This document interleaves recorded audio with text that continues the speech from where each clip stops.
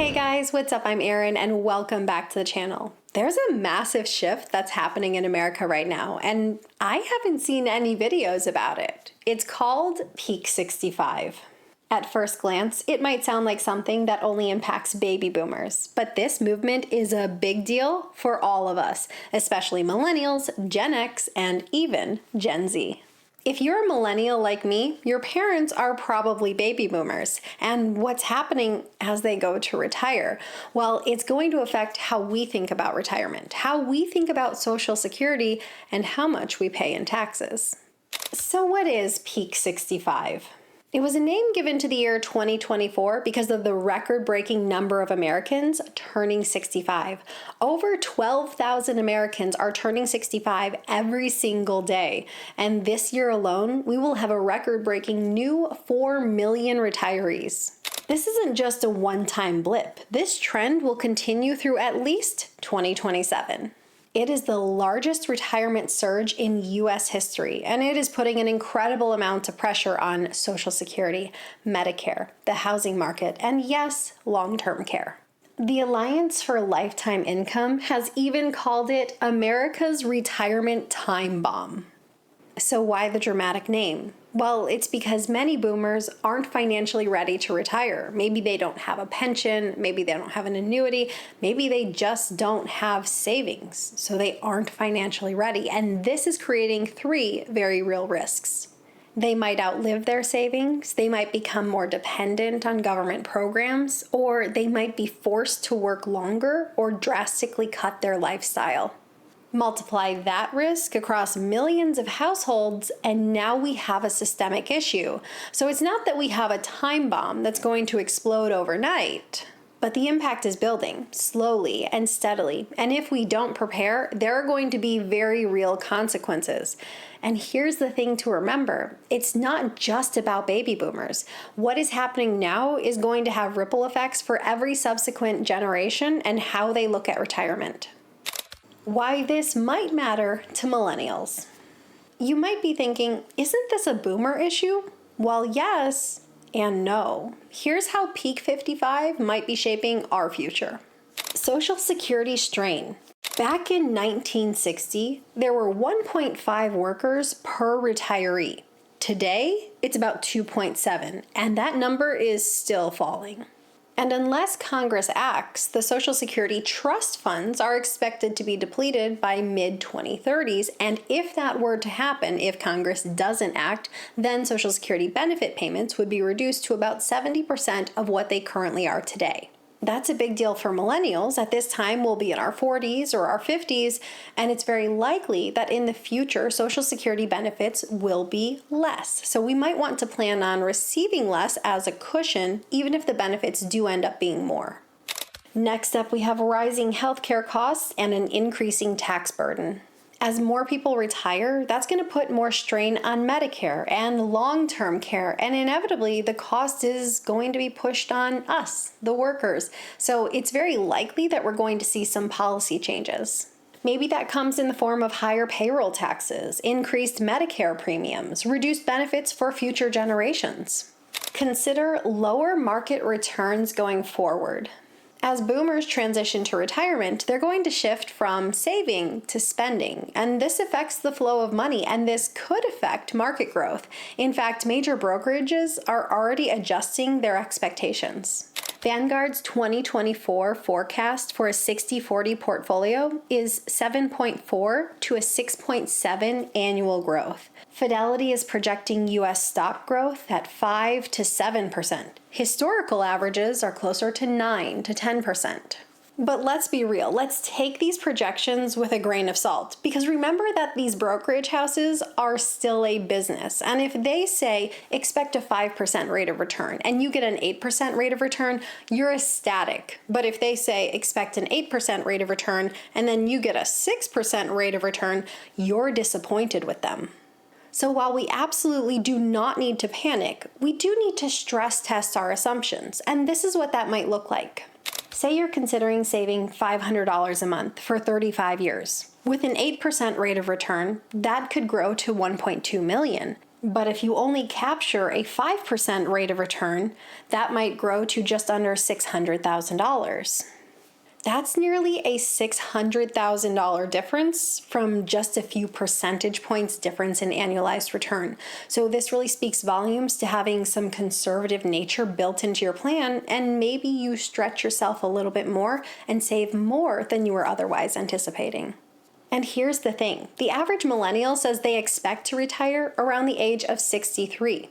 But experts warn that more traditional retirements might not start to happen until the age of 70 or early 70s. And here's what we have to address. There's a 7-year gap or even a 10-year gap here when people expect to retire and when it might be more likely that a retirement sets in. We have longevity that is becoming a real issue. People are living longer than ever. People are capable of working longer than ever when they're in non-physical positions. So retirement as we know it is evolving. But this is also why saving early and planning strategically isn't optional, it's essential. And quite truly, many boomers aren't ready to retire. Many are delaying retirement, others are going back to work. It's not about blame, it's acknowledging that we can't be passive in the entire retirement planning process. And here's the other side of it. If today's seniors can't retire comfortably, it's often their adult children who help to step in, support them emotionally and financially, and in any other ways they may need.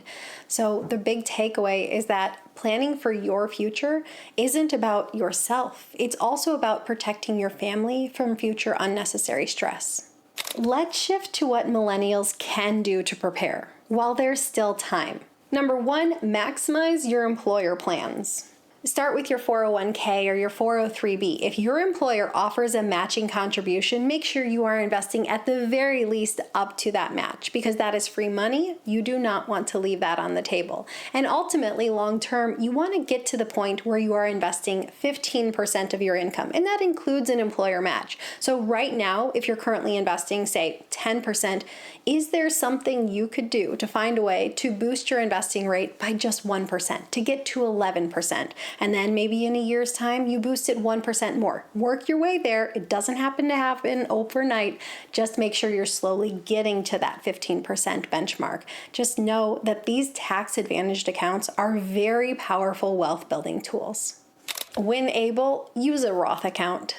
Use a Roth IRA, use a Roth 401k. You contribute money that you've already paid taxes on. It gets to grow tax-free, and then once you get to retirement, you get to make withdrawals completely tax-free. And this is a really powerful move if you think taxes are going to be higher in the future, and honestly, I think that's a pretty good hedge. I don't think taxes are going down. Be conservative with Social Security. Social Security was only meant to ever replace about 40% of a worker's income. But with increasing pressure on the system, maybe you plan ahead and consider that maybe Social Security only replaces 20 or 30% of your income. And as we have these increasing pressures on the system, you have to know that changes will eventually come. Maybe it's higher wage caps. Maybe it's a delayed retirement age. Maybe it's reduced benefits for higher earners. Maybe it's a tweak in the formula. We don't really know what lever is going to be pulled, but we know something's going to shift, so make sure to build your own cushion. You're never going to regret having additional savings to fall back on. And when it comes to your retirement, diversify your income and build optionality. Your future should not rely on just one income stream. You should have multiple income streams and multiple options so you have flexibility with your retirement. I love having multiple accounts. Maybe that's having brokerage accounts, so a traditional taxable account, tax advantage accounts, so tax-free accounts and tax-deferred accounts, and using things like HSAs so you can pull money for medical expenses completely tax-free. The more accounts you can have, a lot of times the more options you can have. And it's not just about accounts. Income streams also matter. For retirees, Social Security is a major income source. So you carefully want to consider when you claim, and if you're married, when your spouse claims. Make sure to coordinate those benefits. Do you have rental properties? That's another way a lot of people have dependable income streams. They're not passive income streams when it's rental properties, but it is another income stream nonetheless. Do you have any side hustles you would like to do? Or maybe you even want to work part-time in retirement. This can can take a lot of pressure off your investment portfolio. And finally, optionality. Retirement doesn't have to be a cliff. It can be a dimmer switch. Maybe you have a phased retirement, maybe you work part-time, maybe you have a passion project that brings in some income. And honestly, I think our generation is really going to redefine what retirement looks like. With remote work, the rise of the gig economy, and more flexible job structures than ever before, we're not locked into the same rigid work full-time, stop cold turkey at 65 model. We really have a lot of tools that will reshape what this phase of life looks like. And honestly, the more flexibility you can build into your plan, the more options you have. You're not just planning retirement, you're planning a lifestyle that works for you. Peak 65 isn't just a demographic event, it's a mirror. We're watching an entire generation retire in real time, where many have not saved enough and they end up relying on social safety nets, and they underestimated healthcare and they underestimated inflation. But the good news is, millennials still have time. So start small, stay consistent, and build in flexibility, because Peak 65 isn't just a turning point for them. It isn't just their moment. It's also a turning point for us. So what's your takeaway? How are you preparing for your retirement to ensure that you retire in a confident and well-secured retirement? Let me know your thoughts in a comment down below. I post new videos every single week. If you got anything at all out of this one, please give it a like. If you're new here, please consider subscribing. Or if you know of someone who might get something out of this type of content, please consider sharing. I'll see you soon. Bye. Or maybe they don't have a pension. Maybe they don't have something other than not having a pension. Millions of households, and that's why we say time nuts. Nope, didn't wanna go that direction. I don't think that's accurate. I think it's 1.6, isn't it? Isn't just their turning point. It's also a turning point for us.